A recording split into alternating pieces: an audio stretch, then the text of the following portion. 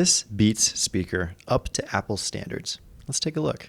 The front has a very nice metal grille. You can kind of see through it if I shine my light. You can see a big woofer and a smaller tweeter right here on the side.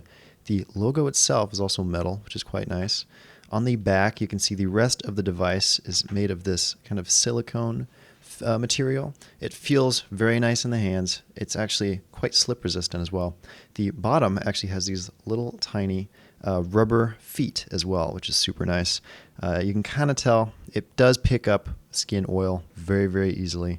Not my favorite, but it is better than some speakers I've seen, I gotta say. Some speakers with this kind of material, it's awful. This is definitely not as bad. It's got a power button, the play pause button. This also acts as a Siri button, by the way. Got a little microphone right here and the light that lets you know if it's on or off, and your volume buttons.